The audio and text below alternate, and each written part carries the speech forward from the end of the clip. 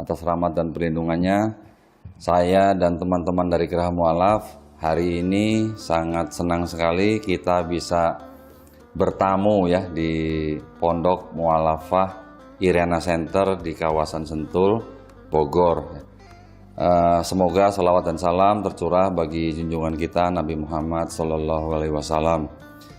Saat ini saya sedang bersama dengan guru kita tercinta, guru yang mungkin bagi peminat dan penggiat kristologi sudah tidak asing lagi, termasuk saya dulu karena saya juga belajar diam-diam dari Umi ini. Ya, hari ini saya sangat senang sekali bisa bertemu dengan Umi Irena Handono. Karena ilmu yang kita serap dari Umi ini sangat luar biasa ya, khususnya bagi kita yang dulu sedang mencari kebenaran gitu ya. Baik, tanpa panjang kalam, saya akan sapa Umi Irena Handono. Assalamualaikum warahmatullahi wabarakatuh, Umi. Waalaikumsalam Sehat, Umi. warahmatullahi wabarakatuh. Alhamdulillah. Alhamdulillah. Iya, akhirnya kesampaian juga Umi ya. Kita bisa ngonten bareng nih. Saya ngonten sama guru goib saya dulu nih berarti ini. Umi ini dulu guru goib saya. Jadi kalau waktu saya lagi belajar, saya nonton videonya Umi. Nah, Umi dulu mungkin waktu lagi kasih kajian gitu Umi ya.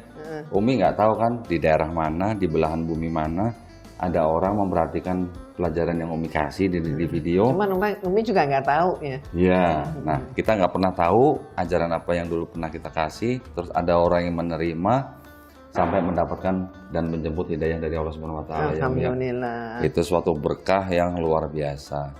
Baik, nah hari ini saya ada program spesial dengan Umi Irena Handono. Sebelumnya kejutan ya. Kejutan. Nah, sebelumnya saya mau bawa mau berikan oleh-oleh buat Umi ini. Nah, ini apakah itu? Ini sebuah buku Umi ya, Five Gospel ya. Ini karangan dari Robert W. Fung dan teman-temannya. Kurang lebih hampir 80 sarjana teologi ya Umi ya. Ya. Tetapi ini bukan dalam bahasa Inggris ya. Nah, ini alhamdulillah. Ini adalah terjemahan bahasa Indonesia yang dipersembahkan oleh Yayasan Ikhlas Foundation Indonesia dan juga Yayasan Pembina Mu'alaf At-Tauhid ya.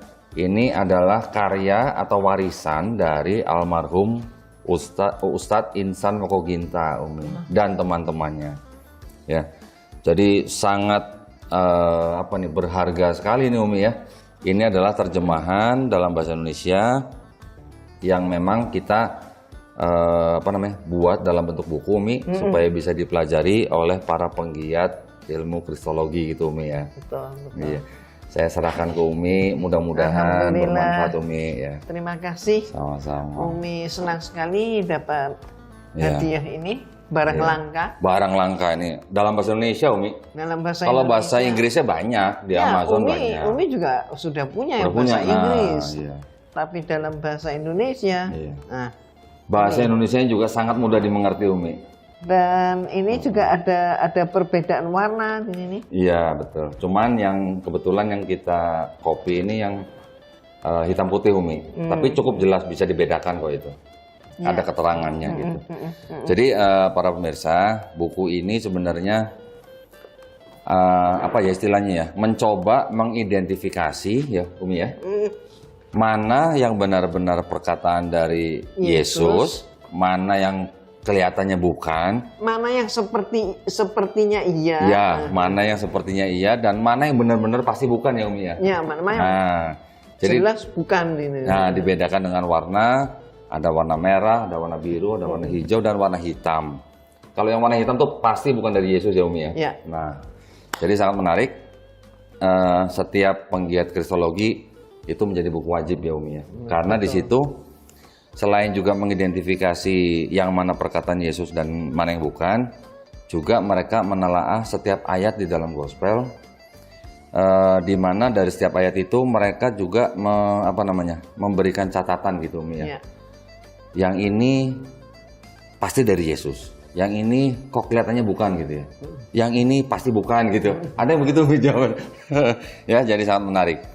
Baik, nah hari ini kita mau ngobrolin apa nih Umi?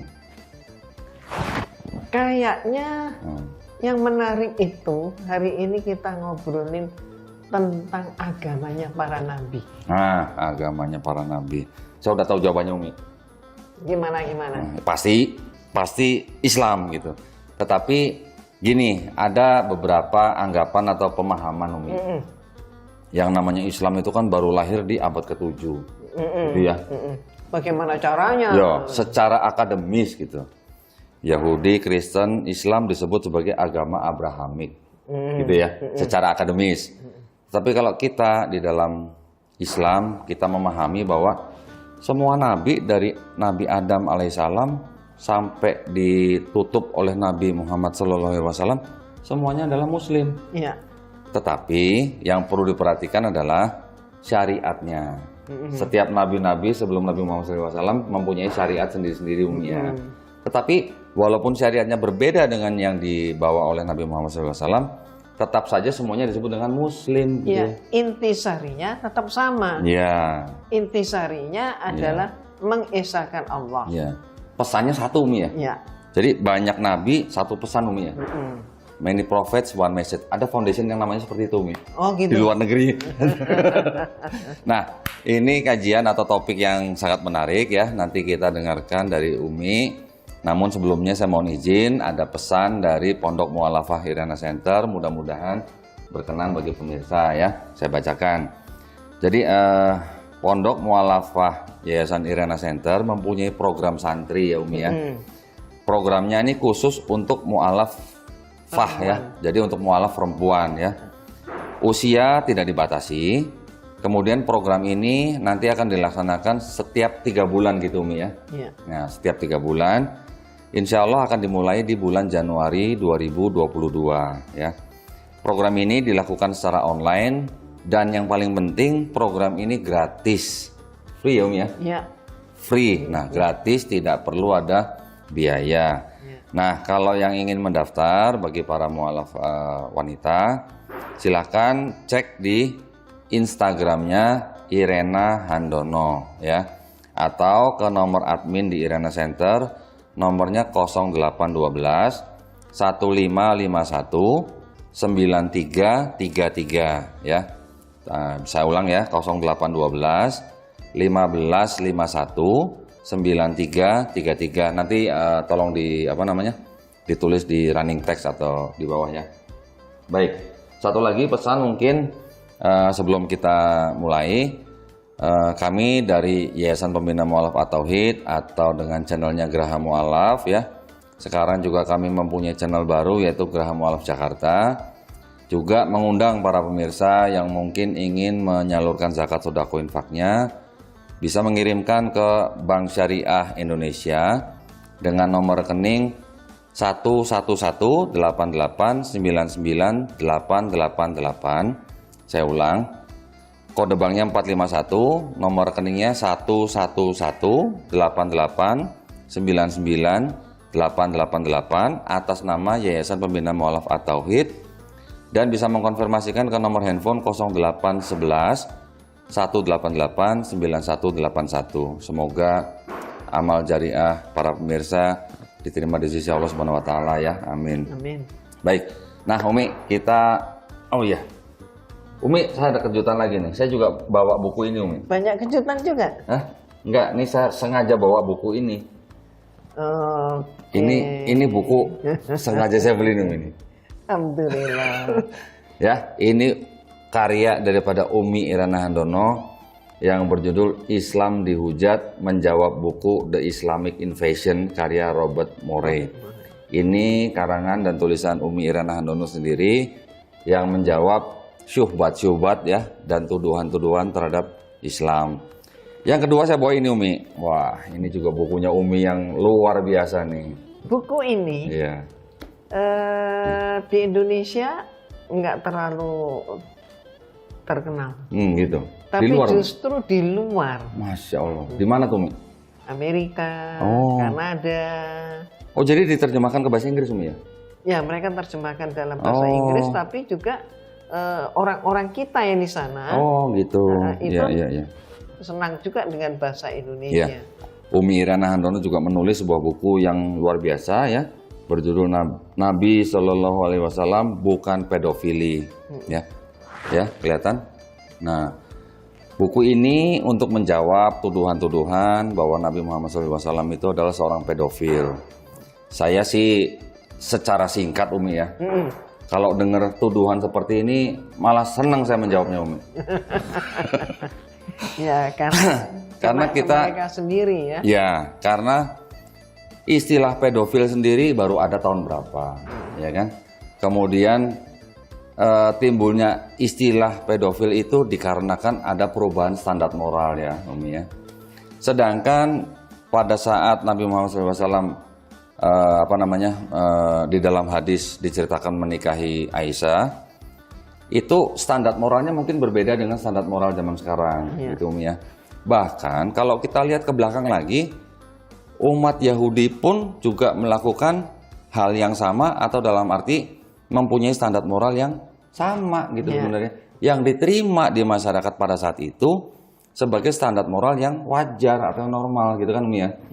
Karena memang kan mungkin tingkat kehidupan laki-laki atau manusia pada zaman itu kan tidak seperti sekarang. Banyak perang segala macam ya. Mengukur peristiwa yang terjadi pada masa abad ke-7 dengan ukuran abad ke-20. Betul, itu namanya tidak pas ya Umi ya. Nah, jadi kalau yang namanya pedofil atau standar atau pernikahan dini dianggap sebagai suatu moral yang tidak baik atau negatif, seharusnya dikembalikan gitu ya.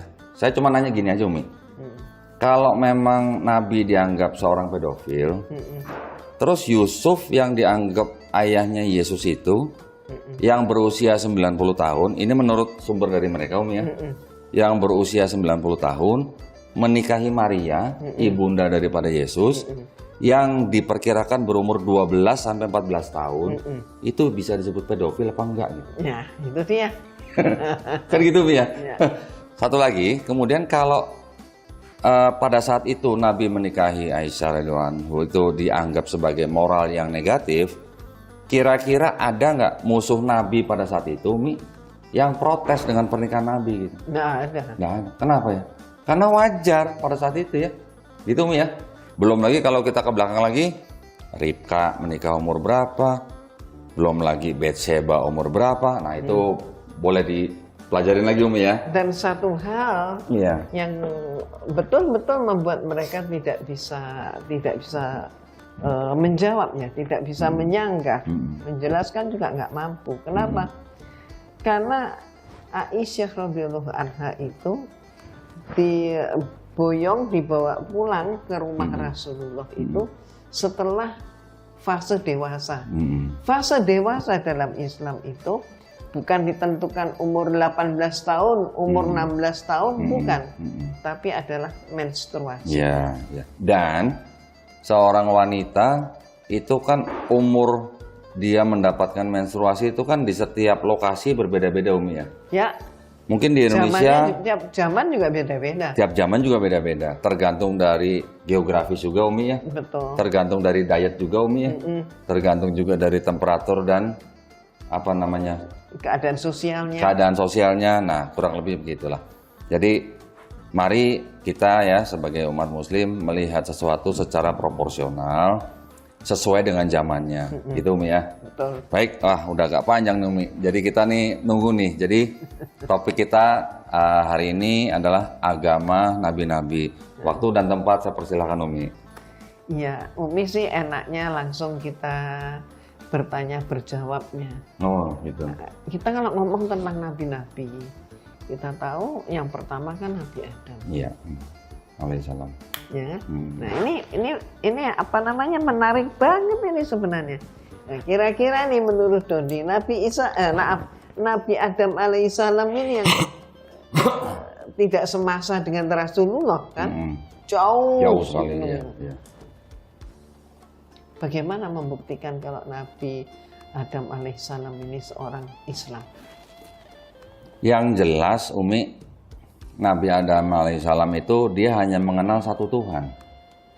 Tidak kenal ada yang namanya Tuhan punya pribadi Bapa, punya pribadi Anak, atau punya pribadi Roh Kudus. Setahu saya. Jadi Nabi Adam hanya tahu atau mengenal hanya Tuhan yang Esa gitu. Tuhan yang menciptakan dia dan istrinya, Tuhan yang Esa, dan tidak macam-macam ada dogma atau doktrin yang dikenal zaman sekarang gitu Umi ya. Ya. Jadi betul sekali Nabi Adam alaihissalam ini abad yang jauh berbeda, abad yang lalu sekali. Padahal yang namanya konsep Trinitas, Tuhan, Bapa, Putra, dan Roh Kudus, itu baru dikenal setelah adanya Konsili Nisia. Iya. Tahun 325 Masehi. Itu belum Trinitas, Umi. 325 belum Trinitas, Umi. Ya, Konsili Nisianya sudah Ya. ini ya. Itu sudah. baru Duinitas, Umi. Ya. Artinya Trinitasnya 381, Umi. 381 Konsili baru sempurna. Baru sempurna, Nah, ya betul. Karena 325 itu mereka sudah menyatakan 3. Jadi mereka sudah mengatakan 3. 3 itu siapa? Nah, ini. Satu, Bapak. Ya. Kedua, anak. Oke, yang ketiga siapa? Nah, ini bingung. Sehingga kemudian sempat mereka menyatakan Roh Kudus. Ya, oke, sekarang simbolnya kayak apa? Nah, itu blank artinya. Sehingga kemudian 381 barulah mereka sepakat bahwa simbol daripada Tuhan Roh Kudus itu adalah burung merpati putih. Yang sekarang mereka nggak pede menyebut begitu, maka banyak di antara mereka menyebut itu adalah simbol perdamaian. Ya. Mungkin itu juga kali ya Umi ya, awal mula dipakainya simbol merpati untuk perdamaian dunia gitu mungkin ya Umi ya. Ya itu. Bukan api ya Umi ya? Aneh kan? Bahkan mereka Costa kan api Umi yang turun, bukan burung merpati Umi. Api terus kemudian ada lidah. Ada lidah ya. Keluar apinya gitu. Macam-macam. Ini kemudian Nabi Adam alaihissalam, kita coba tengok nih di dalam surat Al-Maidah ayat 27 supaya Umi tidak salah, ada satu kata yang kurang atau apa. Umi mau baca nih terjemahan langsung ya supaya enggak. Iya, langsung aja. Al-Maidah ayat 27.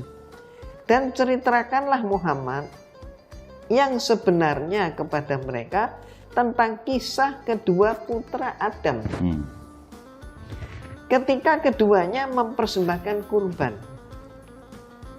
maka kurban salah seorang dari mereka berdua itu diterima dan yang lain tidak diterima. Yang diterima adalah Habil, putra yang namanya Habil.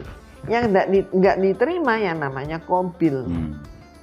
Nah, Habil ini dia adalah seorang peternak. Qabil adalah seorang petani. Nah, kemudian Qabil berkata, sungguh aku pasti membunuhmu. Jadi dia ini mengambil gandum dan segala macam itu, kemudian dia ambilnya, Tuhan kan nggak lihat. Tuhan nggak lihat, jadi diambilkan yang nggak kepakai aja. Toh dibakar. Nah terus kemudian dia setelah itu dia lihat bahwa Habil ini serius gitu. Dia peternak, dia ambil dombanya, dan dia pilih domba yang paling bagus. Dan itu kemudian dia bakar. Terus kemudian dia katanya bebel ya, asapnya itu membumbung tinggi ke angkasa. Di Bible ditulis begitu. Al-Quran enggak ya. Nah, inilah nanti kita akan merasakan bahasa Al-Quran dan bahasa Bible. Nah kemudian Al-Quran sudah menyatakan dengan kalimat sungguh aku pasti membunuhmu. Ini adalah ucapan daripada Qabil. Berarti apa dia? Ada rasa iri hati, ada rasa dengki. Ngapain nggak ngapa-ngapain kan? Kok ngancam mau bunuh? Terus kemudian dia Habil berkata, sesungguhnya Allah hanya menerima amal dari orang yang bertakwa. Ya. Jadi sekarang kita lihat juga Al-Baqarah ayat 136. Katakanlah hai orang-orang mukmin, kami beriman kepada Allah dan apa yang diturunkan kepada kami dan apa yang diturunkan kepada Ibrahim, Ismail, Ishak, dan Yakub dan anak cucunya, dan apa yang diberikan kepada Musa dan Isa, serta apa yang diberikan kepada nabi-nabi dari Tuhannya. Kami tidak membeda-bedakan seorang pun di antara mereka, dan kami hanya patuh kepadanya. Nah, berserah diri Umi ya. Berserah diri. Muslim semua berarti. Berarti Muslim semua. Iya, itu dia maksudnya. Ya. Ini ya. Nah, kemudian tadi yang surat Al-Maidah ayat 27 tentang kurban, ibadah kurban. Ya kan? Saat itu syariatnya adalah kurban bakaran. Ya. Nah, ini berarti agama mana yang mengajarkan kurban? Agama Islam. Jadi sudah ada pembuktian. Kami tidak membeda-bedakan seorang pun di antara mereka. Ini ya, Al-Baqarah 136. Dan kami hanya tunduk patuh kepadanya. Nah, arti kata Muslim itu apa? Orang yang berislam. Ya, orang yang berislam, yang tunduk, yang patuh. Senada dengan ayat lain yaitu Ali Imran 84.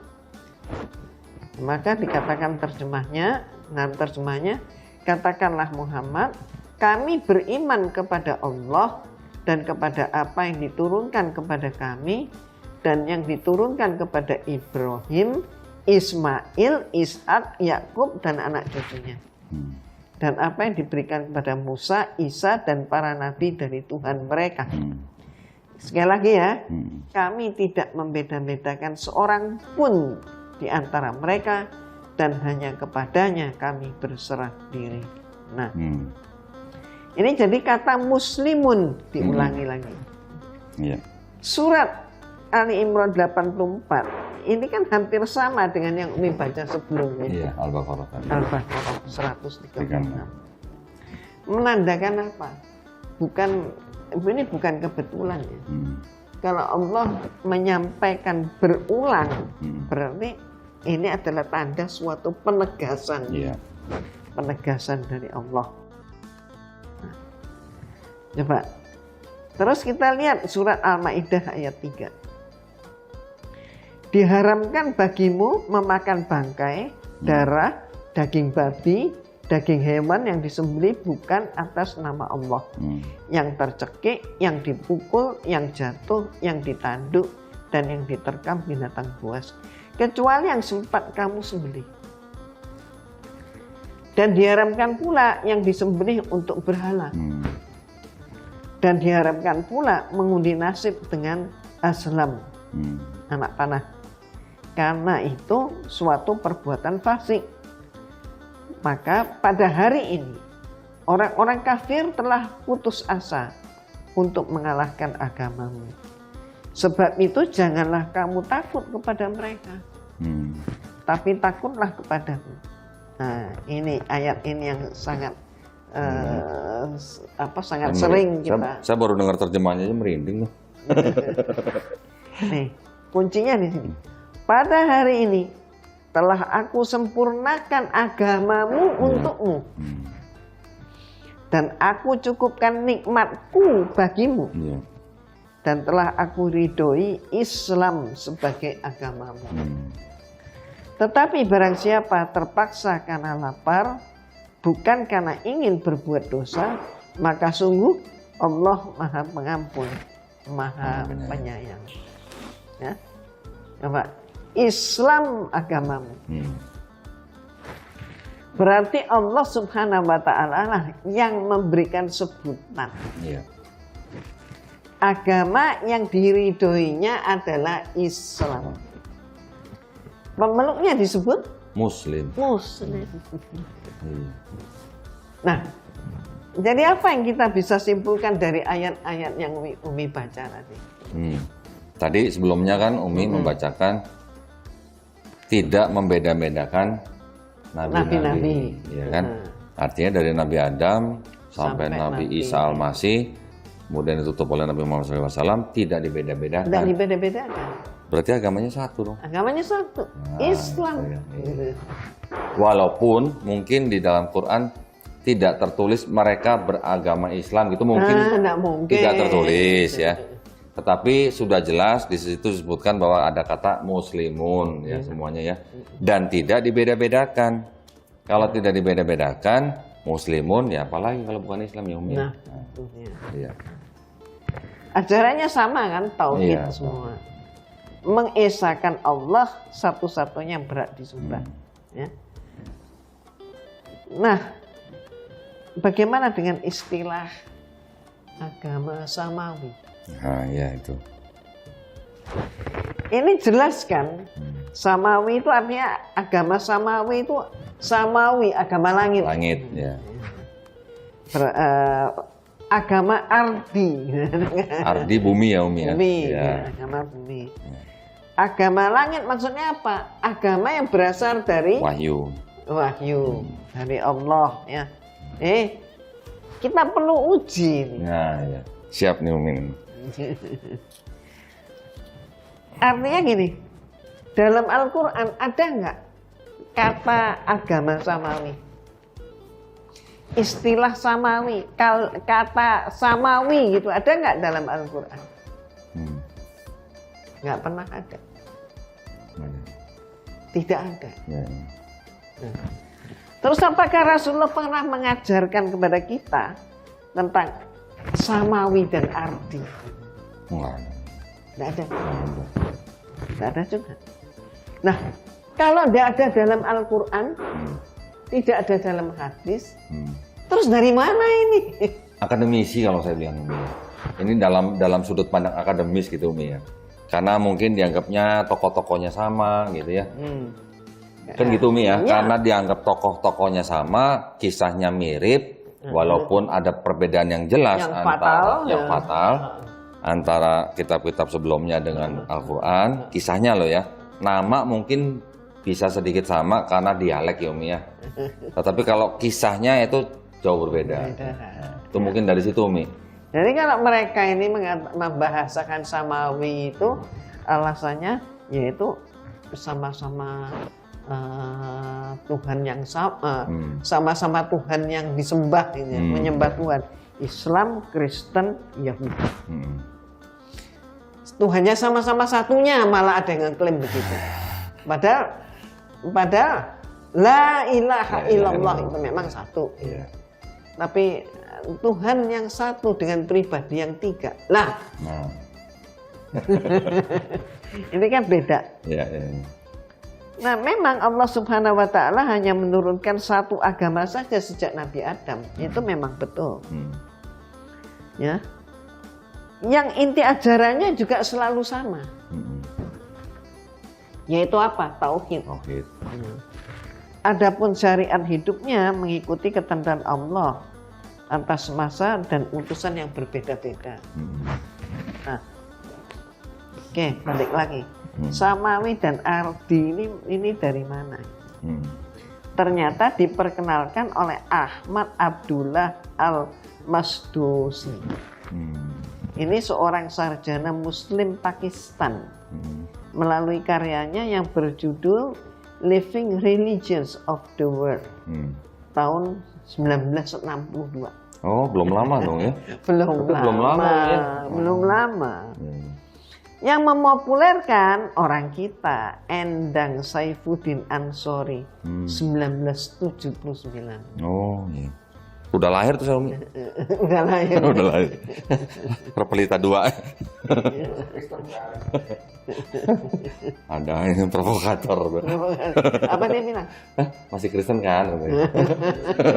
Masih. Nah, kita bisa nalar apa yang diciptakan oleh Thomas Aquinas, teolog salibis. yang tidak lepas dari kebenciannya pada Islam. Istilah salibis, salibnya, orang yang memakai simbol salib. Jadi Thomas Aquinas ini berusaha mendangkalkan akidah umat Islam dengan menggiring pemikiran daripada umat Islam. Giringnya gimana? Semua agama sama. Nah itu, pluralisme itu ya Umi. Pluralisme. Ya. Bahaya itu Umi. Semua agama sama. Islam, Kristen, Yahudi sama. Sama dan sejajar. Itu berbahaya tuh sebenarnya Umi ya. Ya kalau sama kenapa nggak masuk Islam aja gitu kalau sama ya Umi ya? Ya. Hah? Aneh kan? Kalau sama gitu ya. Kenapa? Maka mereka selalu maki-maki Islam teroris, radikal, radikul. Radikul. Terus Islam yang melarat, Islam bodoh dan sebagainya. Lah, miskin. Kenapa? Miskin. Nah, kenapa? Kalau di Meksiko yang miskin apa itu, Mi? Katolik lah. Oh, Katolik. Bukan saya ngomong. Loh, Umi juga menyatakan faktanya. Oh, fakta, iya. Ya. Nah, apa? Oh, di India yang miskin. Ini nggak apa-apa Umi ya, sama biar ada interaksi dikit itu Umi. Ya, biar nggak monoton gitu ya. Hindu dong. Hindu. Kalau di Filipina yang miskin apa? Katolik. Oh, Katolik. Ini Kalau di Dubai yang miskin apa Umi? Nggak ada yang miskin ya. Tapi yang kaya apa di Dubai? Kalau di Dubai itu menjadi orang miskin itu sulit. Malah susah jadi orang miskin di Dubai. Iya. Tapi kalau yang kaya di Dubai? Itu Islam. Nah, Islam, ya. Jadi maksudnya kita jangan mempunyai pandangan bahwa kalau agama ini miskin, agama ini kaya, enggak begitu loh Mi ya. Jadi salah banget gitu ya. Kalau mengukur kebenaran sebuah agama dengan melihat penganutnya. Iya, betul. Salah banget. Betul. Jadi kalau ingin tahu kebenaran sebuah agama, maka pelajari konsep Tuhannya dan pelajari konsep kitab sucinya. Iya. Sama keautentikannya ya, Mi? Iya. Nanti saya ke situ misalnya. Oke, sip. Nah, pertanyaan sekarang, loh, kenapa kok pemikirannya Thomas Aquinas ya yang dipakai? Ya. Agama samawi ini. Itu kan pemikirannya Thomas Aquinas. Nah, samawi dan arti adalah buah pemikiran misionaris. Nah, kenapa kok itu yang dipakai? Ayolah. Al-Quran itu sudah lengkap. Pelajari dulu. Ya. Jangan belum selesai belajar kemudian. Tapi ngomong-ngomong Umi ya, kenapa kok Islam itu kok banyak sekali ya menerima serangan-serangan seperti itu Mi ya? Wajar lah. Terutama dari kaum orientalis gitu. Wajar lah. Gimana? Apa wajarnya? Andai kata Islam itu jelek, nggak bakal ada yang nyanyi, nggak bakal ada yang mencaci. Kenapa? Memang jelek. Ya. Tetapi nyatanya orang nggak mau ikut. Tapi karena Islam itu adalah agama yang sempurna, maka dijelek-jelekin supaya pengikutnya merotolin. Apa karena nggak boleh makan babi Umi? Nah, kalau nggak boleh makan babi, orang Kristen dulu juga nggak makan babi. Tapi kan dianulir.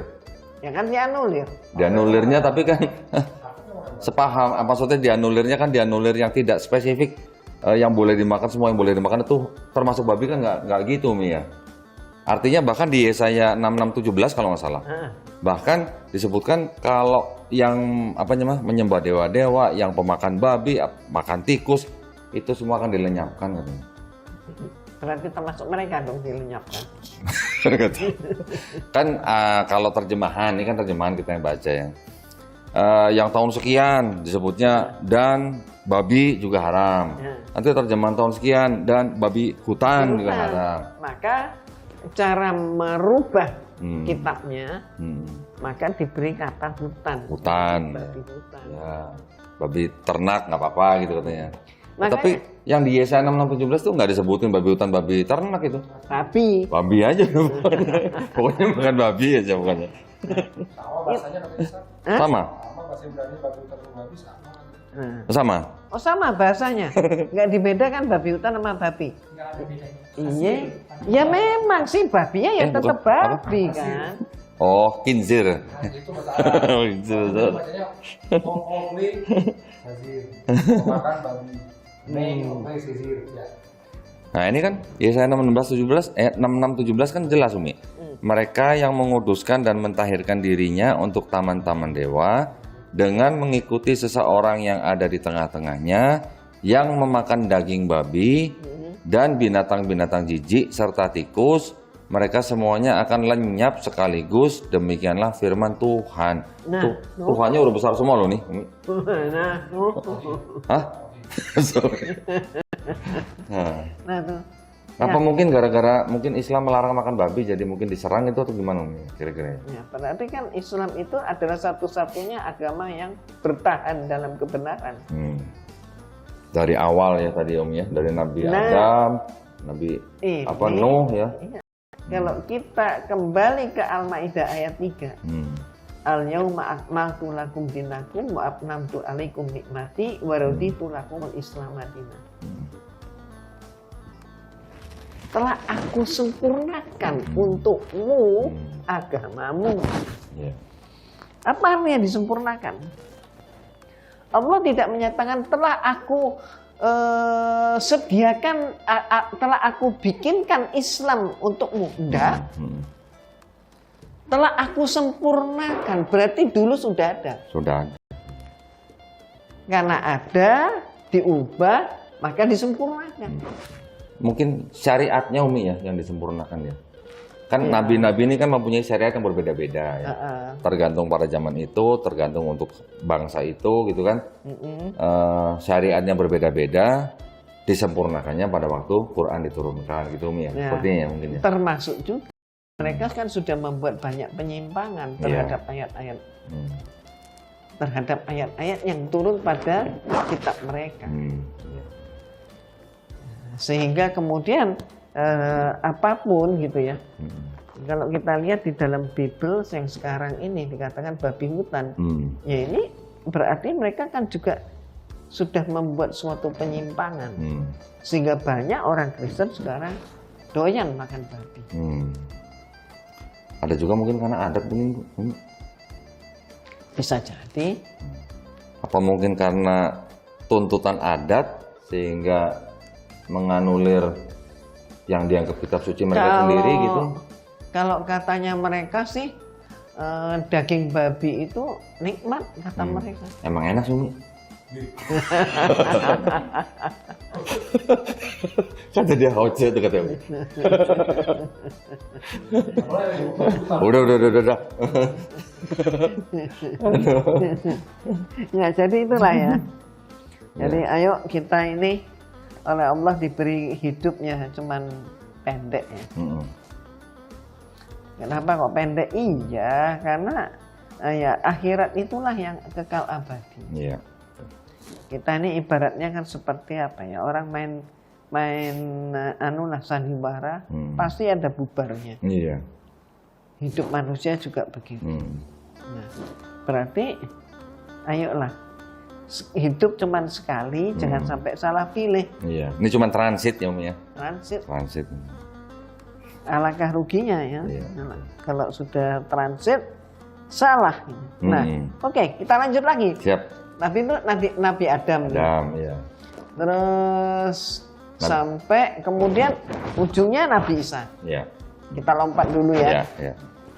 Ujungnya Nabi Isa, baru kemudian Rasulullah SAW yang mereka tidak mau mengakui kan? Nabi palsu kan? Katanya begitu. Nah, coba kita buka kembali Al-Quran surat Ali Imran 84 dan Al-Maidah 136. Ya. Dari dua surat itu agama Nabi Isa alaihissalam apa? Ali Imran ayat berapa tadi Umi? Ali Imran 84. Oh 84. Ali Imran 84. Terjemahannya, katakanlah Muhammad, kami beriman kepada Allah dan kepada apa yang diturunkan kepada kami dan yang diturunkan kepada Ibrahim, Ismail, Ishak, Yakub dan anak cucunya, dan apa yang diberikan kepada Musa, Isa dan para nabi dari Tuhan mereka. Kami tidak membeda-bedakan seorang pun di antara mereka, dan hanya kepadanya kami berserah diri. Nah. Ini muslimun lagi Numi ini. Iya, ya kan? Nah, jadi jelas kan? Jadi agamanya Nabi Isa apa? Ya sudah jelas, Iya. Islam. Tidak bisa enggak, itu udah nyata banget. Jadi kalau di antara kita, di antara sesama Muslim misalnya, ada yang mengatakan agamanya Nabi Isa itu Kristen, itu gimana? Waduh.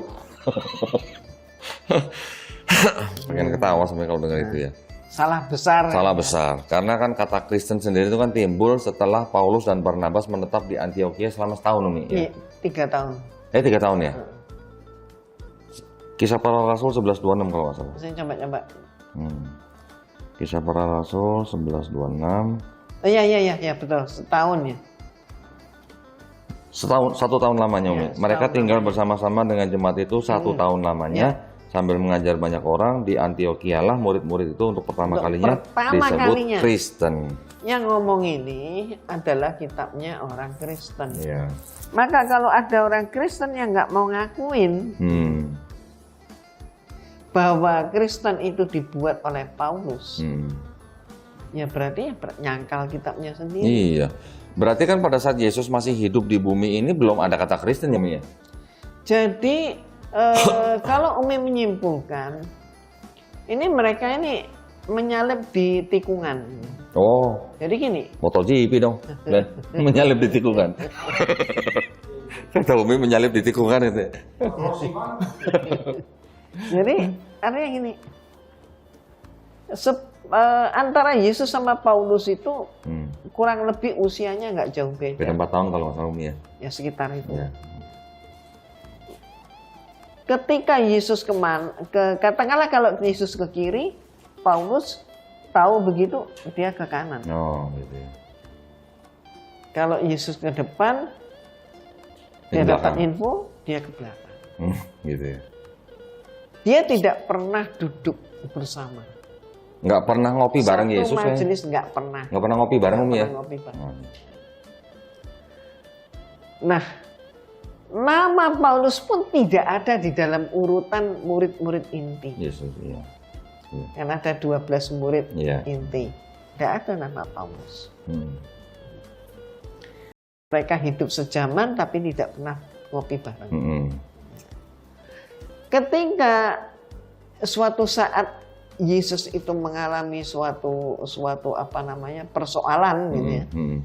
Maka kemudian itulah cara dia membelah, dia masuk.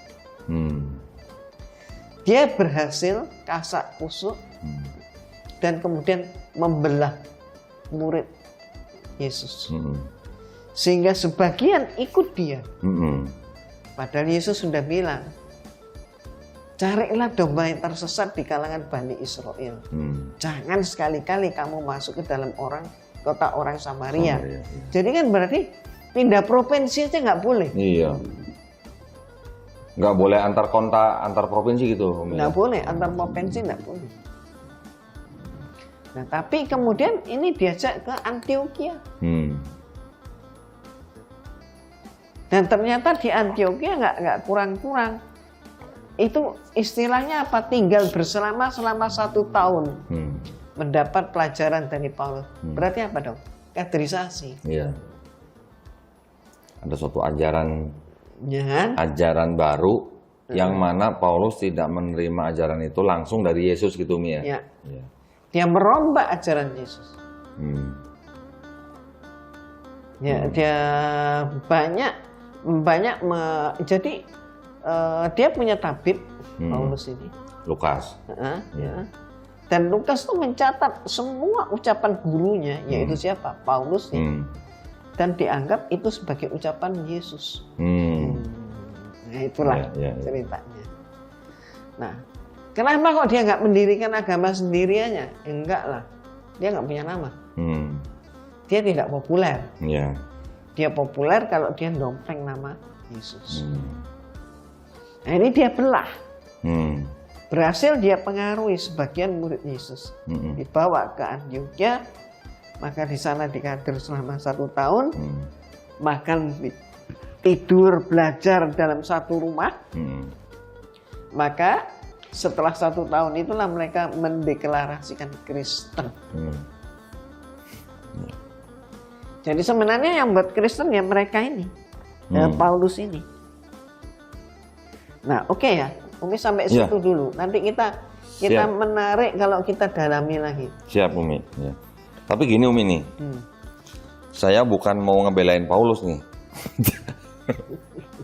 Tapi gini Umi, kita tahu bahwa kalau tadi istilah Umi, Paulus ini membelah murid-murid Yesus, itu kan dalam rangka suatu upaya dari Paulus untuk memasukkan orang-orang goyim nih. Ya, artinya orang-orang non-Yahudi. Orang-orang non-Yahudi itu dianggap goyim. Yang mau mengikuti ajaran dia gitu kan. Ya, alasannya memang begitu. Ya, jadi makanya kalau kita baca tulisan-tulisan Paulus memang seperti orang mencela-mencela gitu. Ya. Yang satu bilang aku tidak membatalkan Taurat, yang satu bilang Taurat sudah batal kan begitu. Taurat sebagai kutukan. Nah, jadi seperti ada kontradiksi gitu kan memang. Tapi saya mikir-mikir gini, dia memang tidak mengharuskan orang non-Yahudi untuk hidup di bawah hukum Taurat, itu kan karena memang itu yang diupayakan sama dia. Makanya dibuatlah Konsili Nisea ya Umi ya. Konsili Yerusalem tahun 50 Masehi. Kita bisa baca di Kisah Para Rasul pasal 15 lah. Ayatnya panjang. Nah, di situ kan akhirnya makanya dia pisah, akhirnya dia ke Antioquia. Tetapi kalau misalnya Paulus ini mau benar-benar ngikutin Yesus sebagai ya istilahnya tokoh sentral di dalam ajaran dia, Yesus sunat. Paulus bilang orang non-Yahudi yang mau ikut ajaran ini tidak perlu sunat karena dengan matinya Yesus di atas kayu salib, kalau kamu sunat istilahnya nggak ada hubungannya gitu loh.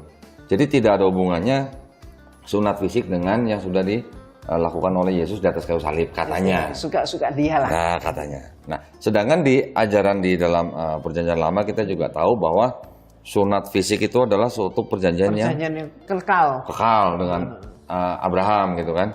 Jadi artinya sampai Yesus pun dia tetap disunat Yesusnya gitu. Karena Yesus hidup di bawah hukum Taurat gitu kan.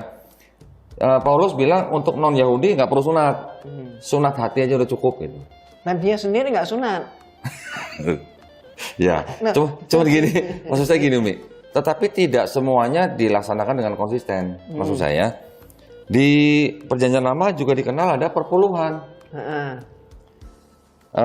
Kalau sunatnya diganti dengan sunat hati, perpuluhannya kok nggak diganti dengan perpuluhan hati Umi ya? Jadi gini, kita untuk ngomongin si Paulus itu, kita harus tahu siapa dia. Ya, dia tuh orang malah yang mengejar-ngejar murid Yesus ya. Ya, termasuk Stefanus itu kan dirajam oleh dia. Iya betul. Terus apa sih profesi dia? Profesi dia ini adalah mata-mata. Agen dong Umi? Agen. Oh, James Bond. Jadi mata-mata Romawi. Jadi terus orang tuanya kayak apa? Ya maaf ya. Dia anak siapa nih gitu loh maksudnya. Iya. Dia ini anaknya dari seorang laki-laki Romawi, tapi ibunya Yahudi. Oh, nggak terbalik ya Umi? Nggak kebalik. Ya. Ibunya Yahudi ya, ayahnya Romawi ya.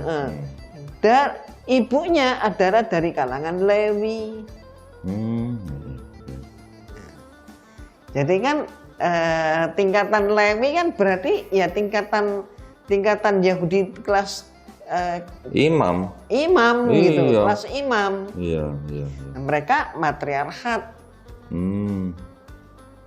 Jadi kalau dia berurusan dengan imam-imam di sinagog, dia mengatakan aku Yahudi, aku anak Lewi. Darahku darah yang berhak Lewi. terima perpuluhan gitu. Iya. Perpuluhan lagi. Nah, tapi kalau dia sudah urusan dengan serdadu Romawi misalnya ya. Dia bilang, aku Romawi, aku warga negara Romawi, Iya. kamu berani. Iya, betul.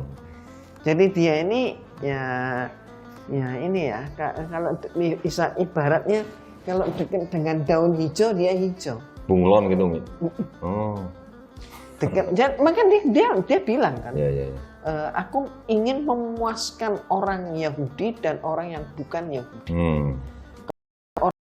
Aku seperti orang Yahudi, Iya, iya. tapi kepada orang yang bukan Yahudi, aku sama seperti bukan Yahudi. Nah itu ya memang gimana ya, kontroversial ya memang ya sosok Paulus ini ya, Umi ya. Tetapi gini Umi, saya mencoba menghubungkan Umi ya konsep Trinitas yang digagas oleh Tertullianus Umi. Nah, Tertullianus kan membuat suatu gagasan bahwa yang namanya Trinitas itu kan diawali dengan semacam pemahaman bahwa seorang warga negara ini tidak bisa berurusan langsung dengan hakim karena Tertullianus ini kan pengacara Umi. Nah, enak melalui dia dong. Gitu. Nah, jadi seolah-olah yang namanya warga negara tuh nggak boleh urusan langsung sama hakim. Hakim ini digambarkan sebagai bapak. Gitu. Jadi untuk berurusan dengan hakim itu harus ada yang namanya pengantara. Gitu. Nah, pengantara inilah yang diposisikan untuk Yesus gitu loh. Ini gagasan dari Tertullianus yang akhirnya malah diterima di gereja, kemudian sama gereja tapi dimodifikasi gitu loh.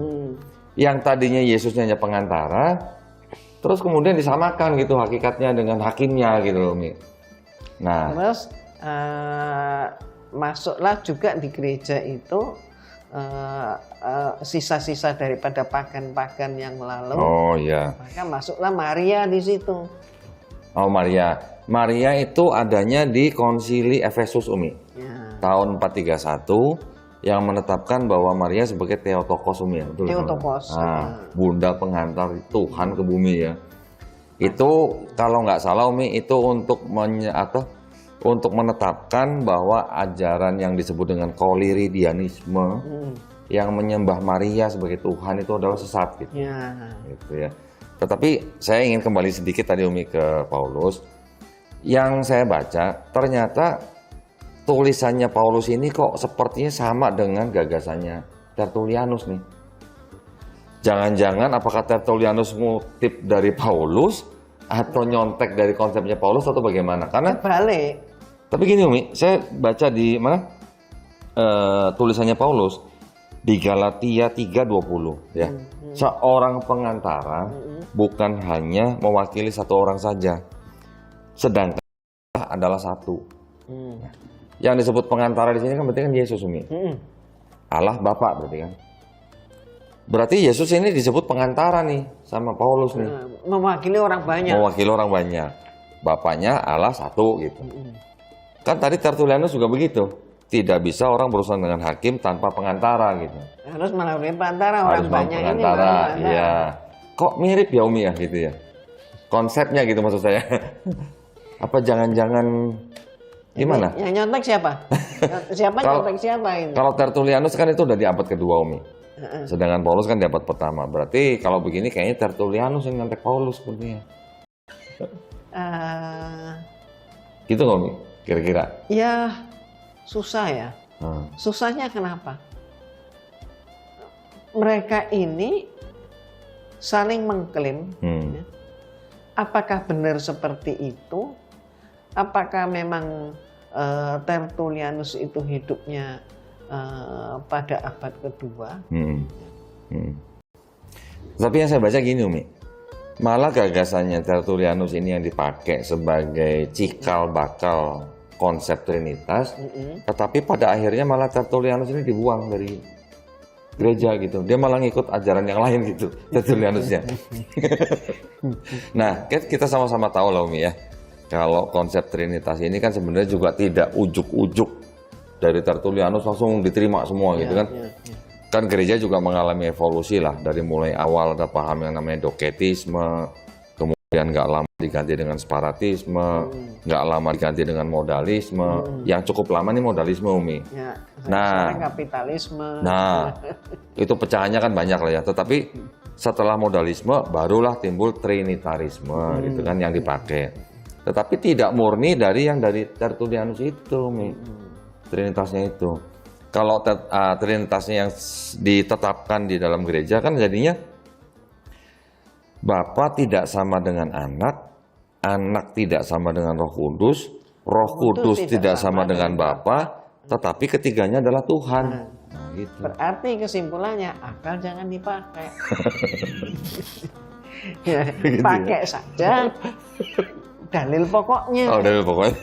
Iya, iya, iya. Jadi kalau akal dipakai keluar nanti dari gereja. Iya, iya. Jadi yang bisa manusia jangan pakai akal. Oh, gitu Kalau ya. manusia pakai akal akan terjadi orang-orang kafir kata mereka. Oh, kata mereka. Gitu kan ya. Iya, iya. Jadi imani saja gitu, Umi ya. Ya, iman itu adalah Hmm. percaya dengan dogma. Ya, ya, ya. Percaya itu adalah tidak butuh pembuktian. Nggak, karena kalau saya bandingkan gitu, Umi, berarti tulisannya Paulus kan tadi sama dengan konsepnya Tertullianus, Umi. Berarti jangan-jangan ini Paulus nggak kenal konsep Trinitas sebenarnya. Ya. Karena dia menaruh Yesus sebagai pengantara, Umi. Nah, di ayat lain kan Paulus juga mengatakan bahwa kepala dari wanita adalah Tuhan. Kepala dari wanita, kepalanya wanita adalah laki-laki. laki-laki. Kepalanya laki-laki adalah Tuhan. Yesus. Yesus dulu Ya, nih. ya, Nah, ya, kepala laki-laki adalah Yesus. Kepala Yesus adalah Bapa. Berarti ada hierarki, Umi ya. Heeh. Kalau begitu kan Yesusnya tidak sederajat atau setara dengan Bapa kalau begitu ya. Ya, Harusnya ya. harusnya begitu. Nah, jadi saya pikir kok Paulus mempunyai apa namanya? Pemahaman kalau kepala wanita atau dalam hal ini konteksnya istri, kepalanya adalah laki-laki. Laki-laki punya kepala Yesus. Yesus punya kepala Bapa. Berarti ada hierarki gitu. Berarti kan ada ketidaksetaraan gitu antara Yesus dengan Bapa gitu ya. Terus yang terakhir kita tahulah Umi ya di 1 Korintus 8:6. Kan Paulus mengatakan bahwa hanya ada satu Allah saja. Ini walaupun istilahnya menurut mereka nih, Ya. Allah adalah Bapa dan hanya ada satu Tuhan saja yaitu Yesus Kristus. Jadi ada Allah, ada Tuhan. Nah, apakah Allah dan Tuhan itu sama? Atau lebih besar yang mana? Nah, atau lebih tinggi yang mana, lebih rendah yang mana? Masalahnya kan kalau kata Tuhan di situ kan teks aslinya di Yunani kan kurios ya, Umi ya. Kalau Allah itu kan dari teks Yunaninya kan theos. Theos. Yang saya baca tidak pernah Paulus menyebut Yesus dengan theos, Umi. Hanya selalu kurios gitu. Kan gitu, Umi ya. Berarti Paulus membedakan antara Yesus dan Bapa gitu. Kalau Yesusnya tidak pernah disebut sebagai theos, berarti kan Yesus bukan theos. Gitu, Umi ya. Betul nggak? Ya. Logikanya gitu. Jangan-jangan ajarannya Paulus ini yang dimodifikasi oleh gereja. Kemudian baru gereja menyamakan Yesus dengan Bapa gitu. Sampai timbul oneness gitu, Umi ya. Sepertinya gitu ya. Kebanyakan kopi. Kebanyakan koki. Jadi memang dari sekte aja, dari denominasi itu udah bisa menimbulkan konsep yang berbeda, Umi ya. Nah, saya mau kasih lihat Umi nih. Saya kemarin baru dapat ini, Umi. Nah, ini kitab Injil nih. DJ. Pakai DJ nih, Injil gitu ya. Masih pakai Jangan Lama.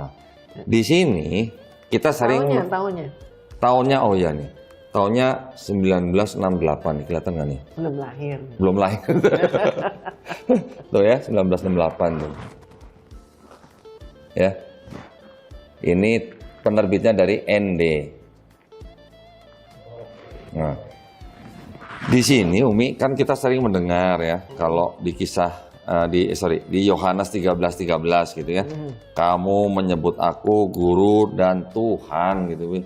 Tuhan atau Tuhan? Kalau yang di Bible sekarang, kamu menyebut aku sebagai guru dan Tuhan. Tuhan. Kalau di sini. Nah, saya mau kasih lihat Umi nih. Saya mau kasih lihat Umi nih. Saya kemarin waktu dapat ini kayak anak kecil dapat mainan baru, Mi. Nangis tuh. Yohanes 13:13. Nah, ini. Coba. Ini yang di garis bawah nih. Kebaca. Fokus bisa nggak? Kamu memanggil aku guru dan tuan. Hah? Tuhan apa Tuhan? Tuan. Tuhan. Tuan. Tanpa H. Tuhan Umin. Nah, Nah, berbeda dengan Bible yang zaman sekarang. Artinya, gimana ya? Kurios ini kan sebutan, malah kalau yang bahasa Inggris Umi, Yesus disebut dengan kurios sama oleh wanita Samaria dengan sebutan kurios. Di dalam bahasa Inggris yang zaman sekarang Umi, disebutnya sir. Terjemahan bahasa Inggrisnya sir. Kalau di bahasa Indonesia ya, jadi Tuhan. aneh ya. Sir sama dengan Tuhan gitu Mi. Terus kalau tentara Amerika terima perintah dari komandannya, sir, yes sir gitu, Tuhan ya Tuhan gitu. Ini ada nih yang, nah nih saya pakai yang Gideon. Ini Gideon Umi. Kita lihat John 4:19.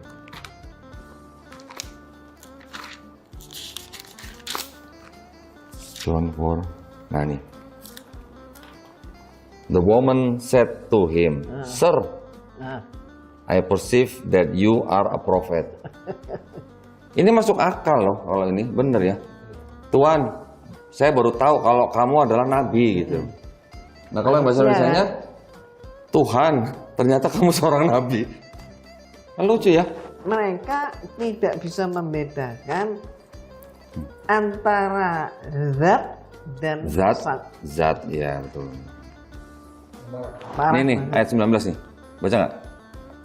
Sir. The woman said to him, Sir, perceive that you are a prophet. Nah, Him. Sir ya, Sir. Sir. Tuhan apa Tuhan? Tuan, walaupun himnya besar gitu ya. Walaupun himnya besar. Nah, jadi ada memang sepertinya mungkin kalau buat apa ya, penerjemahan seperti itu mungkin sepertinya sepele ya Umi ya.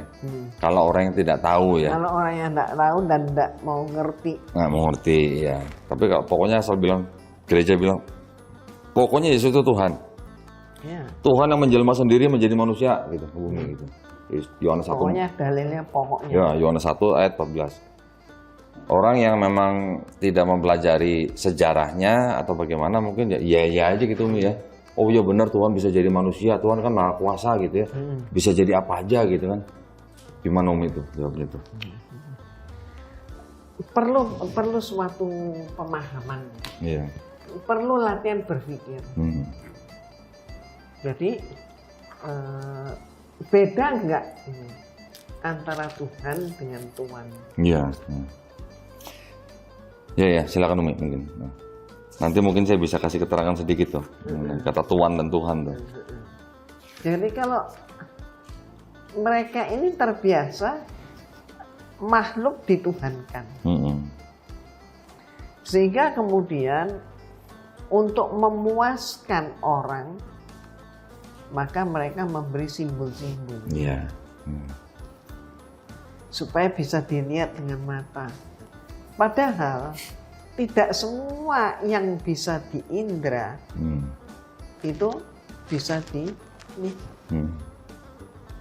atau dengan kata lain, indra kita ini adalah alat. Iya. Alat yang mempunyai juga keterbatasan. Mm-mm. Jadi indra kita ini bukan segala-galanya. Iya. Ya sebagai suatu contoh yang gampang banget. Mm-mm. Ada udara nggak di ruangan ini? Pasti siapapun yang ditanyain begitu akan menjawab, oh ya di ruangan ini ada udara dan udaranya bagus sih, dan seterusnya. Nah, bagaimana kamu mengatakan di ruangan ini ada udara padahal kamu nggak melihat? Nah ini contohnya.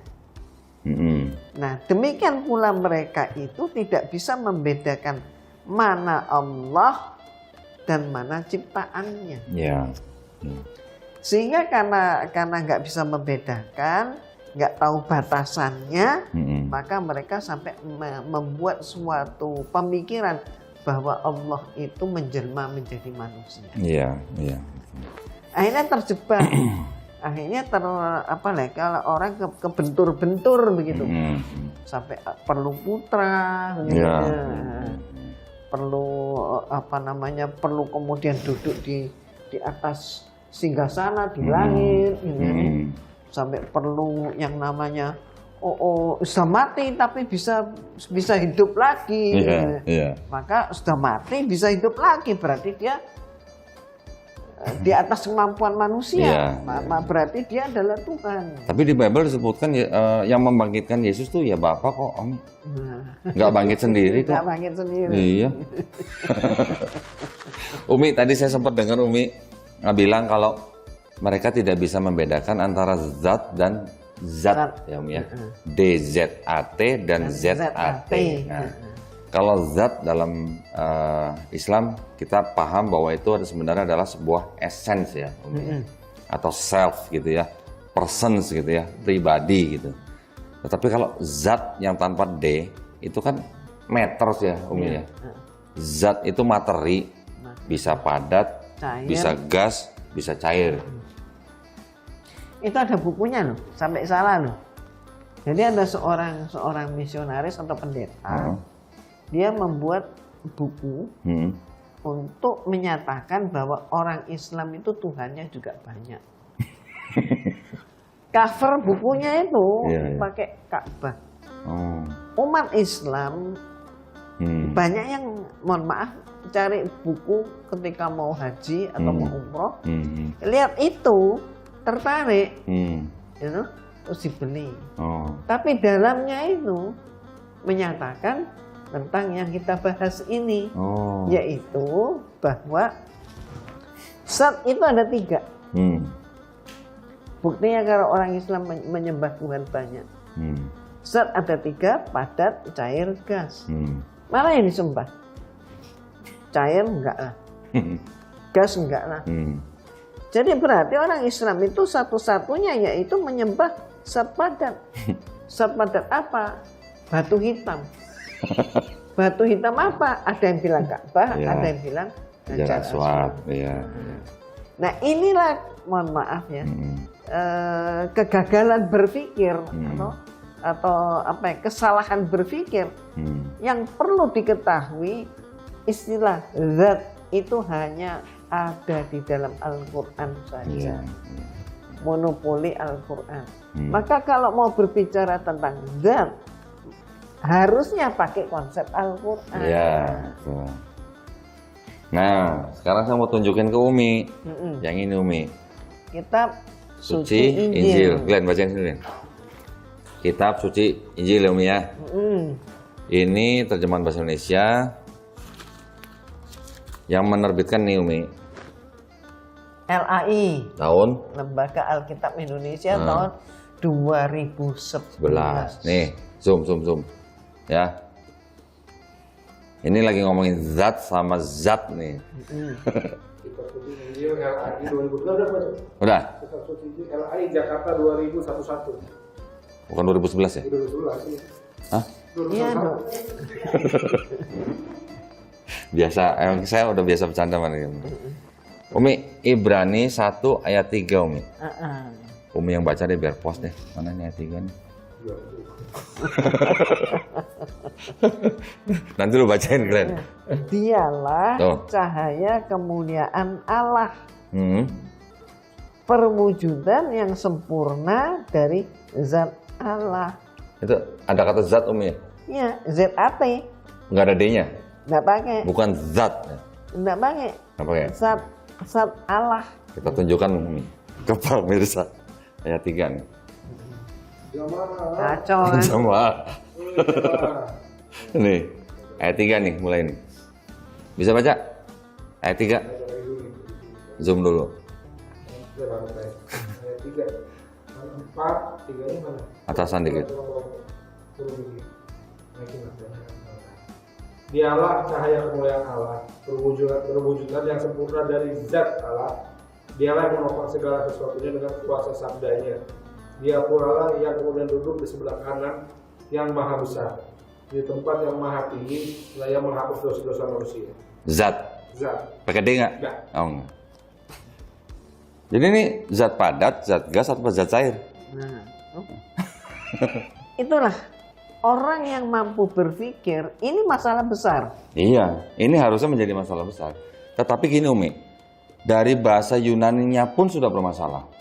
Ternyata kata zat yang diterjemahkan di sini itu dalam bahasa Yunaninya saya lupa bacanya, tapi artinya kalau diterjemahkan ke bahasa Inggris itu substance, Umi. Substance. Kalau substance itu kan matters. Ya, Material. zat ini, iya. Sebentar, saya cari bahasa Yunaninya. Kita cari di biblehub.com. Nah, Nah, sekarang ini. zaman informasi Umi, gampang nyari. Sebentar. Saya karena nggak terbiasa dengan bahasa Yunani ya begini jadinya. Hebrew 3 ayat Hebrew 1 ayat 3 sorry. Cari yang Greek. Makanya mereka itu banyak orang-orang pintar mereka justru keluar dari gereja. Contohnya begini. Contohnya Umi katanya. Dibocor. Nih ya, Glenn tolong cek Hebrew 1 ayat 3. Kelihatan? Zoom, kelihatan? Kalau go to parallelism, oke. Nah ya, perhatikan nih. Mana ya? Bentar. Nah ini, Gimana? apa nih bacanya? Hypostatesos Umi. Hypostatetos. Kelihatan? Baca. Kurang lagi. Enggak, kurang ke kiri kok. Kiri sini. Nah, Hypostateos. Apa sih? Hypostatetos. Hypostaseos, sorry. Hypostaseos. Gedein. Nah ini. Nah ini hypostaseos. Hypostaseos. Nah kita klik. Ini ada strong number nih. Ya strong numbernya 5287 kita klik. Sorry. Ini 2. Ini 3. Nah ini buat pembelajaran juga nih. Mana tadi? Oh ini di bawah. Nih ya, hypostaseos. Diklik nih, kita gedein dulu nih ya. Kata-katanya ini. Kita klik. Siapa yang seneng Umi kalau ngeliat begini Umi? Ya memang. Nah. Nih, Gampang terus. kalau ini bahasanya hypostasis ya. A support substance. Ya. Steadiness. Hints, assurance ya. Tuh, bacanya hypostasis gitu. Jadi ini substance Umi. Aneh ya. Nah, kalau substance itu ya kalau diterjemahkan dalam bahasa Indonesia ya zat. Karena itu substance itu ya matters. Substance gitu. Nah, kita lihat bahasa Inggrisnya. Terjemahan bahasa Inggrisnya kan gitu. Tadi bahasa Yunani, kita lihat bahasa Inggris, kita lihat bahasa Indonesia, oke? Paling enak Umi kalau ngeliat ini. Gampang terus. Enggak gampang ini, edukasi kok ini kok. Itulah sebabnya mengubah-ubah kitab suci itu ya dari penerjemahannya. KJV. Padahal di akhir tertulis kan ada tulisan dilarang mengubah ayat sedikit. Nah, ada sih. Serupa ayat. Iya, seluruh aja nggak boleh diubah. Mana ya? Yang ada kata substance-nya dalam bahasa Inggris nih, sebentar. Saya cari versinya, Umi, karena tidak semuanya menerjemahkan dengan kata substance. Substance itu di Yerusalem kok, Nabre. Itu di ND ada. ND dia udah pakai perwujudan. Yang masih pakai zat yang ini. Nah, sebentar.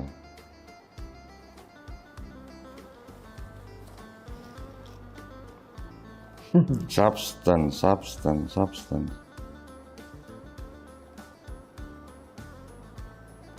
Dalam bahasa. Nah, ini English Revised Version, Umi. Nah, Hebrew 1 ayat 3.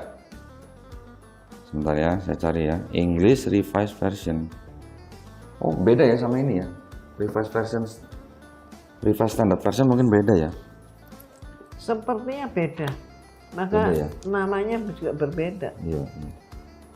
Sudah direvisi ya. Sudah. Ini revised edition tapi sudah direvisi. Enggak, beda versi itu. Beda versi. Ada gambarnya itu kan? Oh, ini bukan pakai version. Bukan pakai substance.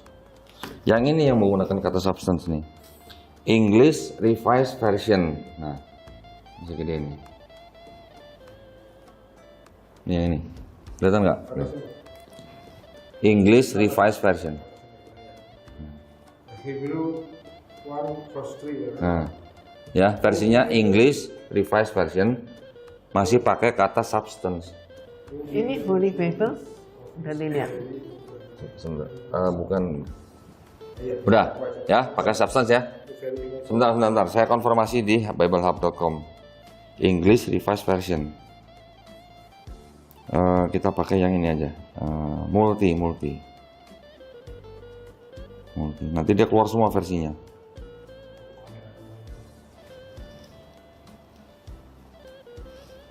Ini Umi kerjaan saya nih Umi. Banding-bandingin versi apa gitu. Ternyata beda-beda gitu. Gambarin terus.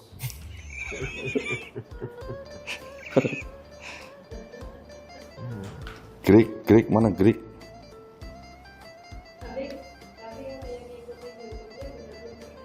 Wah, kemarin kami lakukan kebakaran jenggot di YouTube. Kenapa? Enggak, kami kan live sampai 3 jam waktu itu saya, Romi Rifa kan. Sampai ada komen, ampun Roma, ampun gitu. Ya, kita bongkar semua.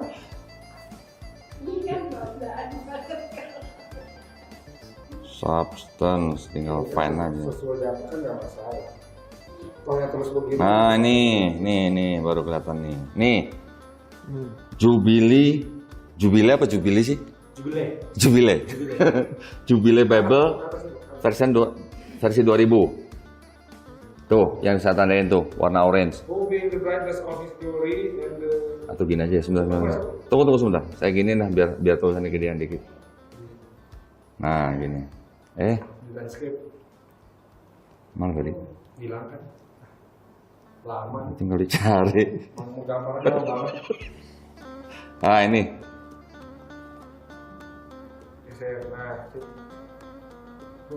Udah tuh. Who being the bright, bawah. Oh, dikit. Who being the brightness of his glory and the express image of his substance. Ya. Nah. Oke ya. Jubile, ini Jubile Bible. Bener Jubile bacanya. Nah, jadi yang mana yang matters gitu? Yang Bible atau yang Quran? Kalau Quran kan zat pakai D ya, kalau bahasa Indonesia ya. Zat itu artinya essence atau self atau persons gitu. Yang ini pakai zat, nggak ada D-nya. Jadi cair, padat atau gas? Nah, itu ya, oke. Ya ini sih hanya tambahan aja.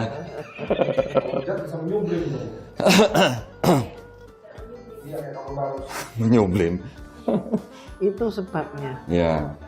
Kalau beragama tanpa menggunakan pemikiran, yang ada adalah terjerembab. Ya, betul.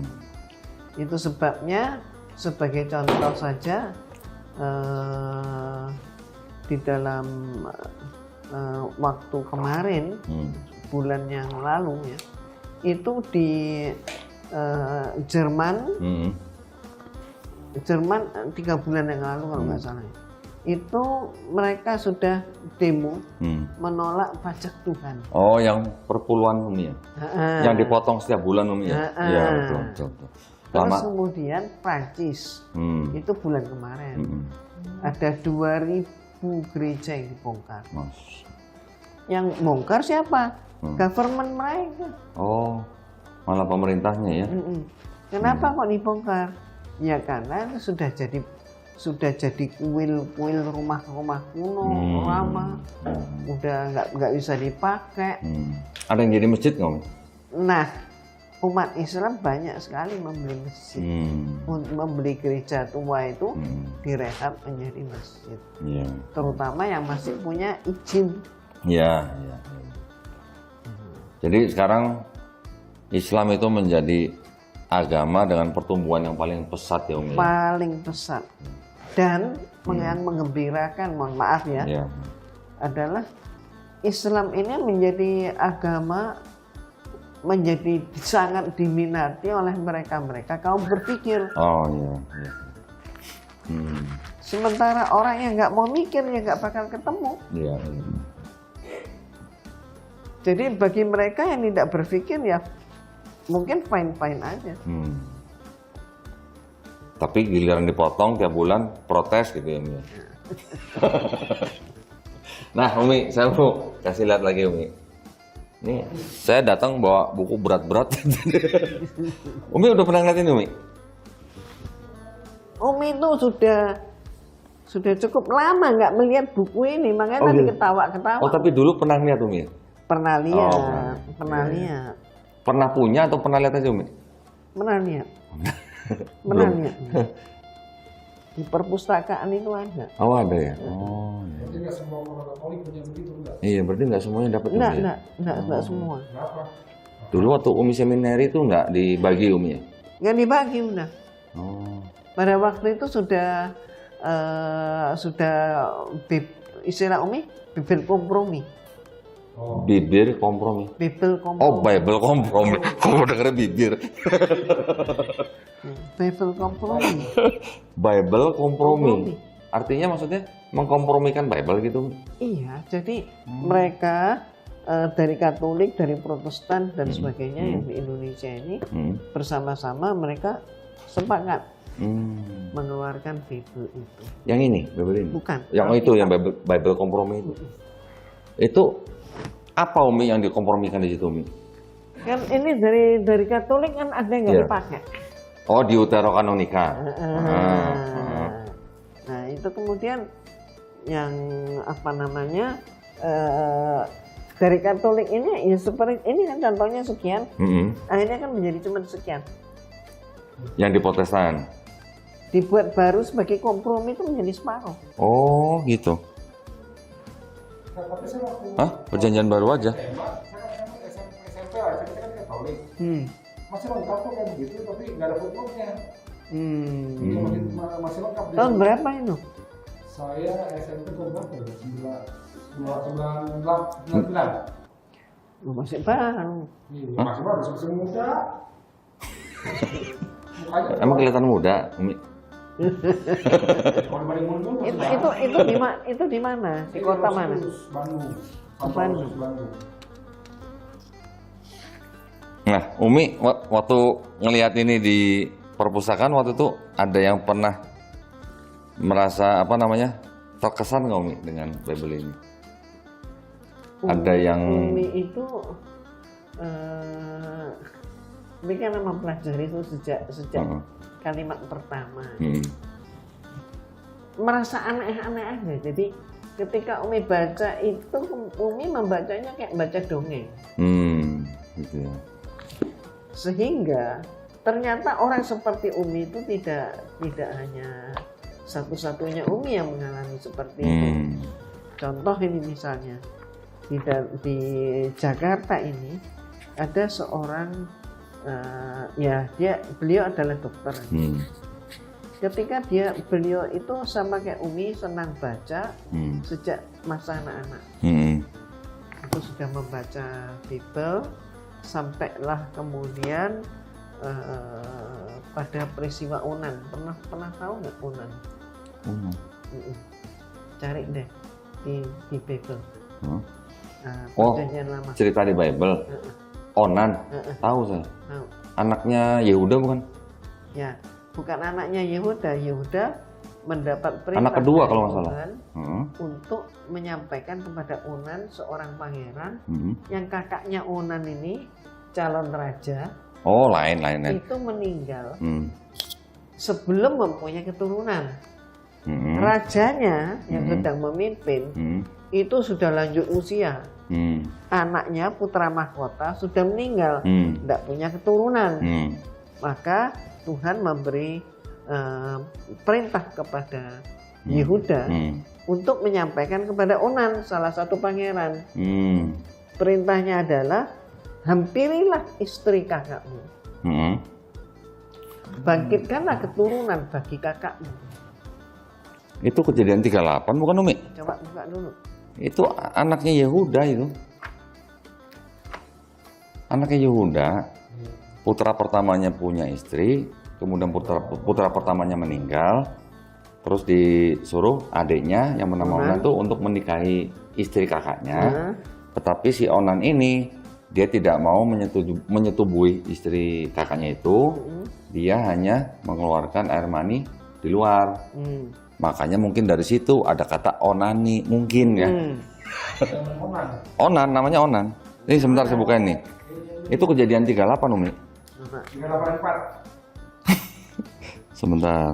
Nah ini. Onan. Ini kan ada nama Onan. Ya kan? Nah, kemudian si Onan ini juga mati. Kemudian anak yang ketiganya karena terlalu masih kecil, menantunya Yehuda ini disuruh pulang dulu nih ke kampungnya, menunggu sampai anak yang kecil dewasa gitu. Nah, terus kemudian pada waktu itu Yehuda mau bertemu dengan seseorang yang di dekat kampung menantunya itu. Menantunya itu kan namanya Tamar, Umi ya. Tamar. Nah, pas ke situ Tamar ini berpura-pura menjadi pelacur di pinggir jalan dengan bertudung gitu ya. Kemudian, dia nggak tahu kan? Nggak tahu. Nah, Yehuda Yehuda mau menggunakan jasa Tamar karena dikira pelacur. Tetapi si Tamar ini meminta jaminan dulu. Jaminannya itu diberikan tongkat dan stempel ya kan. Kemudian setelah selesai pakai pulang Yehudanya, si Tamar ternyata hamil. Dia datang ke Yehuda untuk minta pertanggungjawaban, dicegat oleh orangnya Yehuda, nggak mungkin kamu begini-begini, nggak mungkin Yehuda begini. Nah, tunjukkanlah barang jaminan itu, tongkat dan stempel, barulah diterima. Dari Tamar itulah lahir Peres. Gitu loh. Dari Peres itu turun sampai ke Yesus. Jadi, Jangan. Loh enggak, ini kan saya menanggapi Umi nih. Berarti dari cerita itu dari kata itu keluar dua kata yang Onan. Iya, dua kata yang populer saat ini dong. Iya. Onan dan Peres tuh. Bentar. Kalau nggak salah anaknya kembar. Sebentar. Anaknya itu kembar. Nah, dari Tamar itu tadi Yehuda, dari kejadian itu, Tamar itu melahirkan Peres dan Zerah. Nah, kemudian dari Peres baru memeranakan Hesron dan seterusnya sampai ke Yusuf. Sampai ke Yesus maksudnya. Tapi dari Yusuf ke Yesusnya kan bukan biologis gitu kan. Ya begitulah. Onan tuh. Nah, saya cuma mau menunjukkan aja. Mungkin kalau Umi dulu pernah baca, mungkin Umi kan pasti ingat dong kalau ayat ada kata begini. Sebab ada 3 yang memberi kesaksian. Oh ya, itu yang dikatakan Trinitas. Ya, kan itu dalam kurung Umi ya. Di dalam surga, titik 2, Bapa, Firman, dan Roh Kudus. Nah ini yang paling penting. Dan ketiganya adalah satu. Ya, gitu kan Umi? Bible ini ada footnote-nya Umi. Iya, lucu kan? Nah, ini footnote-nya Umi nih. Ayat 7 nih, 7 dan 8 nih. Umi mau baca atau mau saya bacain sendiri? Mana Umi bacain? Ayat 7, 8. Di dalam surga titik-titik di bumi. Bagian ayat ini tidak terdapat dalam naskah-naskah Yunani yang paling tua dan tidak pula dalam terjemahan-terjemahan kuno. Bahkan tidak ada dalam naskah-naskah paling baik dari Vulgata. Bagian ini kiranya aslinya satu naskah terjemahan Latin bagian ini kiranya aslinya sebuah catatan di pinggir halaman salah satu naskah terjemahan Latin yang kemudian disisipkan ke dalam naskah-naskah oleh penyalin dan akhirnya bahkan disisipkan ke dalam beberapa naskah Yunani. Karenanya bagian ini pasti tidak asli. Nah, apa Umi? Karenanya bagian ini pasti tidak asli. Jadi konsep Trinitas itu nggak layak untuk dijadikan suatu keyakinan.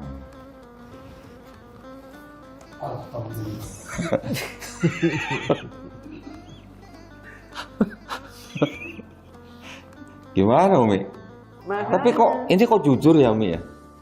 Maksudnya jujur, maksudnya dia memberikan keterangan seperti ini kan sebenarnya risikonya kan tinggi ya Umi ya? Makanya ada kemungkinan ketika kita berbincang-bincang seperti ini dan mereka dengar, ada kemungkinan ketika mereka nanti melaksanakan konsili atau apalah yang mereka sebut namanya ini, maka disepakati ini di drop.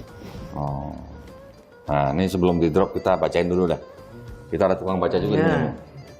Ayat 7 dan 8. Iya di fotonya. Nih 7 dan 8. Pegel berat ini soalnya. Di dalam sorga. Ayat 8. Bagian ayat ini tidak terdapat dalam naskah-naskah Yunani yang paling tua dan tidak pula dalam terjemahan-terjemahan kuno. Bahkan tidak dalam naskah-naskah paling baik dan Vulgata. Bagian ini kiranya aslinya sebuah catatan di pinggir halaman salah satu naskah terjemahan Latin yang kemudian disisipkan biasa aja dong ke dalam naskah-naskah oleh penyalin dan akhirnya bahkan disisipkan ke dalam beberapa naskah Yunani. Karenanya bagian ini pasti tidak asli. Haleluya. Sangat disayangkan ya Umi ya. Sebenarnya kalau kita lihat dari Kejadian sampai Wahyu, ini kan sebenarnya sebuah karya yang ya boleh dibilang yang luar biasa sebenarnya Umi ya. Tetapi sudah terlalu banyak campur tangan manusia di dalamnya, gitu kan. Jadi kan kalau kita yang mau berpikir, kita melihat sebuah kitab yang dianggap suci, tapi sudah ada campur tangan manusia, terus kan sudah tidak suci lagi dong begitu Umi ya. Makanya mereka berupaya macam-macam. Ini kan konferensi gereja di Quds, Yerusalem. Mereka berbuat macam-macam cara yang oleh Samuel Swimmer, pimpinan konferensi saat itu, menyatakan tugas kalian adalah menjauhkan umat Islam dari agamanya. Gitu jadi ya. Dijauhkan dari apa? Dari Al-Quran. Iya. Aduh, gimana ya? Tapi ya maksudnya kita nih sebagai umat Islam yang hidup pada zaman sekarang, kita boleh bersyukur bahwa pada zaman sekarang itu informasi mudah diperoleh. Ya. Kalau mungkin zaman Umi masih muda, mungkin belum ada internet seperti zaman sekarang Umi ya.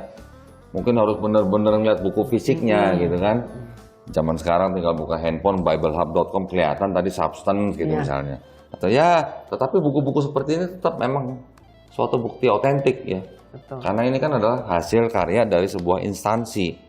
Instansi kan nggak mungkin satu orang, pasti banyak orang yang terlibat gitu kan. Jadi ya ini oke, masih butuh, tetapi informasi yang di luar ini juga sekarang sudah sangat mudah diperoleh sehingga kita umat Islam ya harusnya mau belajar gitu.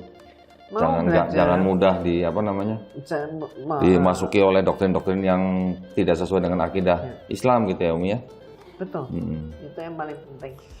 Contoh tadi Umi mengatakan bahwa semua agama sama. Itu adalah doktrin daripada pluralisme ya Umi ya. Kemudian ada lagi nanti sekulerisme. Belum lagi nanti ada liberalisme. Ketiga ini kan yang paling bahaya Umi. Iya. Betul kan? Jadi kita umat Islam juga harus benar-benar menjaga akidah kita. Bukan berarti kita nggak mau bertetangga dengan yang tidak seiman, bukan. Justru malah kita harus memperhatikan mereka juga. ada yang kelaparan kita harus kasih makan, gitu kan Umi ya? Ya. Nah, jadi tetapi bukan berarti kita gampang menggadaikan akidah kita untuk sesuatu yang hanya sementara gitu Umi ya. Ya. Gitu. Jangan larut. Jangan larut ya. Baik, aduh Umi nggak terasa nih udah hampir 2 jam ya kita ngobrol nih Umi nih. Alhamdulillah. Mudah-mudahan ada senang sekali nih Umi kita nih Umi. manfaatnya. Mudah-mudahan tadi paparan dari Umi ya bisa bermanfaat ya bagi para pemirsa. Senang sekali kita bisa berkunjung nih di kediamannya Umi Irana Handono dan mendapatkan ilmu yang dulu mungkin kita cuma bisa ngeliat nonton di YouTube. Sekarang kita bisa dengar langsung nih gitu ya. Saya nonton rekamannya doang kalau di YouTube kok. Rekamannya doang? Oh iya. Masih ada. Iya. Ya, kalau sekarang saya ngerekam loh. Iya, saya ngerekam. Si Glenn boleh juga nih. Dulu dia nonton rekaman, sekarang dia ngerekam ya. Masya Allah ya. Mudah-mudahan Allah jaga kesehatan Umi ya. Semoga sehat selalu ya. Umi ini kalau boleh dibilang nih ilmunya ilmu langka nih. Dari zaman Umi dulu masuk YouTube itu mungkin di Indonesia juga nggak banyak Umi ya mempelajari kristologi ya. Tapi kita tahu lah ya mungkin ada Ustadz Nababan, ada almarhum Ustadz Insan Moko Ginta, ada Ustadz Yusuf Ismail, bahkan ada Kiai Haji Abdullah Wasian ya. Almarhum. Banyak, tetapi yang wanita yang saya tahu nih cuman Umi Irena yang gimana ya, yang menonjol gitu Umi. Jadi ini adalah sebuah ilmu yang memang buat kita penggiat apologet ini sebuah ilmu yang penting. Tadi Umi udah sebut-sebut pagan, sebenarnya saya udah mau nambahin sebenarnya. itu nanti yang lain kali aja Umi ya. Baik, kalau gitu kami mengucapkan banyak terima kasih Umi atas waktunya. Umi udah waktunya istirahat ya. Nah, mudah-mudahan obrolan kita pada siang hari ini bermanfaat bagi para pemirsa. Saya ingin mengulang lagi tadi pesan yang dititipkan bagi para mualafah ya, untuk mualaf perempuan. Di Pondok Mualafah Yayasan Center Irena Center ini ada program santri ya, program santri mualafah Yayasan Irena Center. Ini khusus untuk mualaf perempuan, kemudian usianya tidak dibatasi. Artinya nggak dibatasi itu usia dewasa ya, sampai dengan sebelum pikun. Oh, sebelum pikun. Sebelum pikun itu beda-beda gitu ya. Masih muda pikun. Ya, kemudian programnya 3 bulan, dimulai dari bulan Januari 2022, dilaksanakan programnya dengan cara online, dan yang paling penting program ini gratis ya, Sel ya, betul ya? Oke, nah yang mau daftar bisa cek di informasi di Instagramnya Umi Irana Handono, juga bisa ke nomor handphone 0812 1551 9333 ya. Nanti yang merespons admin Irena Center gitu ya. Saya ulang nomornya 0812 1551 9333 ya. Mudah-mudahan kalau ada yang membutuhkan bisa segera mendaftar. Baik, kalau begitu sebelum saya tutup juga, saya juga ingin memberikan pesan untuk para pemirsa yang mungkin ingin berpartisipasi untuk menyampaikan zakat sedekah infaknya, dan juga mungkin yang ingin wakaf ya untuk tanah yang berlokasi di Wonosalam, Jombang, Jawa Timur, seluas 6 hektar dengan harga Rp250.000 per meter persegi, bisa mengirimkan ke Bank Syariah Indonesia dengan nomor rekening 111889988. Ya, saya ulang, 111889988 atas nama Yayasan Pembina Mualaf At-Tauhid, dan bisa mengkonfirmasikan ke nomor handphone 0811 188 9181. Barakallah, mudah-mudahan diterima di sisi Allah amal jariah para pemirsa. Dan karena waktu juga yang memisahkan kita, akhirnya kami juga harus pamit mundur diri ya. Wabillahi taufiq wal hidayah. Wassalamualaikum warahmatullahi wabarakatuh. Terima kasih banyak Umi. Warahmatullahi wabarakatuh.